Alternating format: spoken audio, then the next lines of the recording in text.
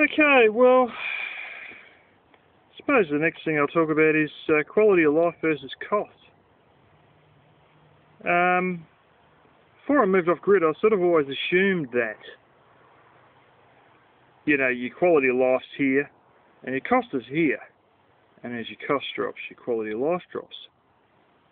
It's quite surprising that if you work things out properly and you work out what things are more realistic for the terms of the area you live in and what opportunities you've got, i.e. can I get coal and at what price, can I get hardwood, at what price, can I just go in and sort of get a little permit and go into a forest to chop it out, is the place that I've got a lot of wood on it already, things, like that nature. What's the realistic, wind expectations of this joint? Is it worth me putting in a wind turbine? Is it not worth it? When you sort of work out what your best options is, cost-wise, what you can and can't handle, without too big a deal. I know a bloke who doesn't even have a heater, who lives on the grid.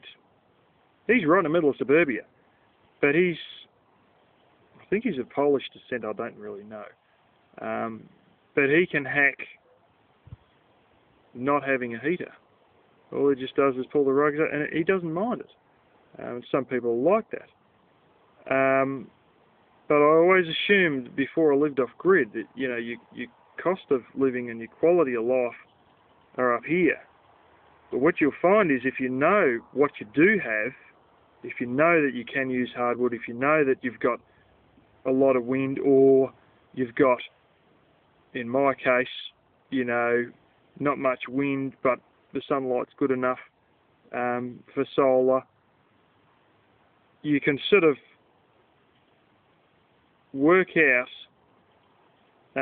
things that they're cheapest.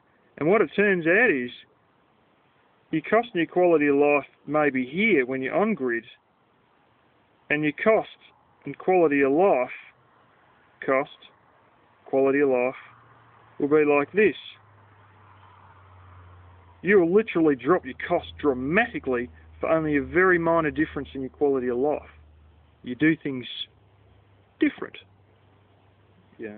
Propane freezer or propane fridge, or, wood for... And, well, then people go, well, what about the convenience? There's a slight drop in convenience because you can't just hit a switch when you want the heating. I just got to bang around for, 2 or 3 minutes, put a few logs in and light a fire, and that's it.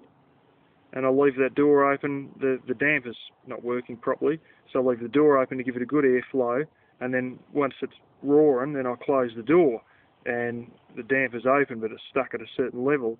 But, that just means I've got to sort of come back to it in 10 minutes and just close the door on it. There's a slight drop in convenience. There's an only minute drop in the quality of life, most of which is only associated with a convenience factor of having to light a match and stack a bit of wood in as opposed to hitting a switch.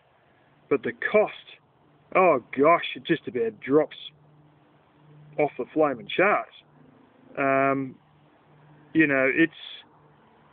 It's so shocking that when I come over here, the only thing I don't like quality of life wise is not having a full-blown air conditioner. And quite frankly, for the amount of days it gets hot, it's probably not even worth me doing it. It doesn't get seriously hot here many days a year anyway. But quality of life is pretty close to what it was when I was on grid. And yet the cost was just about dropped off the charts. So, and that really surprised me because initially I never expected that to be the case. I always thought that one just went straight with the other, but it doesn't. And what it's got a lot to do with is thinking properly about the realistic options of doing this cheaply. You have a solar system as opposed to run a big generator all night and things like that. You know, you think it a bit, you know, you think it out a bit, and you'll get that massive drop in costs with the only minor change in quality of life.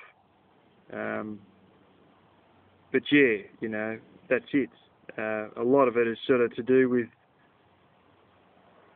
minor inconveniences. I don't bother using a wood stove very often because the cost of having a propane one is so dramatically cheap that it's, you know, it's just easy for me to have a propane stove. But when I get heating going, I usually have it going for hours and hours at a time, so I'm willing to do away with the 3-minute inconvenience of lighting it.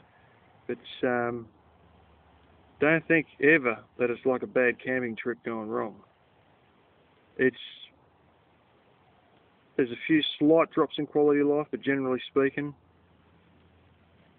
you know, you look at the cost saving and you go, God blimey, I'm very willing to do this for the cost saving, because you'll finally find that you got a lot of money left over when you don't really pay bills anymore.